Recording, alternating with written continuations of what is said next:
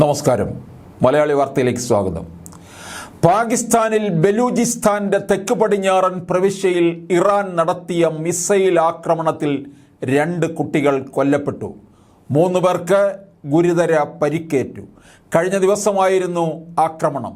തീവ്രവാദ സംഘടനയായ ജെയ്ഷ് അൽ അദലുമായി ബന്ധമുള്ള 2 താവളങ്ങൾ ലക്ഷ്യമിട്ടുള്ള ആക്രമണമാണ് നടത്തിയതെന്നാണ് ഇറാൻ സൈന്യം വ്യക്തമാക്കുന്നത്.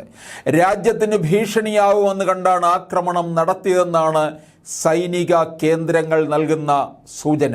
ഇറാഖിനും സിറിയയ്ക്കും ശേഷം ഇറാന്റെ ആക്രമണം നേരിടുന്ന 3ാമത്തെ രാജ്യമാണ് പാകിസ്ഥാൻ. അതേസമയം ആക്രമണത്തെ പാകിസ്ഥാൻ ശക്തമായി അപലപിച്ചു. രാജ്യത്ത് ആക്രമണം നടത്തിയതിന് ഗുരുതര പ്രത്യാഘാതമുണ്ടാകുമെന്നാണ് പാകിസ്ഥാന്റെ ഭീഷണി.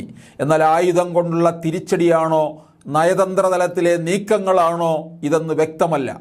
ഇസ്രായേൽ ചാരസംഘടനയായ മൊസാദിന്റെ ഇറാഖിലെ ആസ്ഥാനവും വടക്കൻ സിറിയയിലെ ഐസിസ് കേന്ദ്രങ്ങളും ഇറാൻ ആക്രമിച്ചിരുന്നു.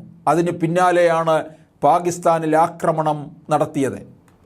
ഇറാനിൽ സൈനികർക്ക് നേരെ ആക്രമണം പതിവാക്കിയ ഭീകര ഗ്രൂപ്പാണ് ജെയ്ഷ് അൽ അദൽ.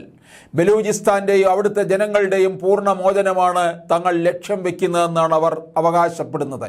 സലാഹുദ്ദീൻ ഫാറൂഖിയാണ് ഇപ്പോഴത്തെ തലവൻ. അദ്ദേഹത്തിന്റെ സഹോദരൻ അമീർ നറൂയിയെ അഫ്ഗാനിസ്ഥാനിൽ താലിബാൻ കൊലപ്പെടുത്തിയിരുന്നു. ഇറാനിയൻ ബലൂജ് സുന്നി സായുധ സംഘമായ അൻസാർ അൽ ഫുർഖാനുമായി ജെയ്ഷ് അൽ അദൽ ബന്ധം പുലർത്തുന്നുണ്ട്.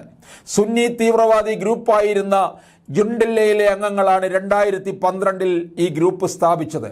2010 നേതാവായ അബ്ദുൽ മലിക് റീഗിയെ ഇറാൻ വധിച്ചതിനെ തുടർന്ന് ജുണ്ടില്ല തീരെ ദുർബലമാവുകയായിരുന്നു. 2013 ഒക്ടോബറിലാണ് ജെയ്ഷ് അൽ അദൽ ആദ്യ ആക്രമണം നടത്തുന്നത്.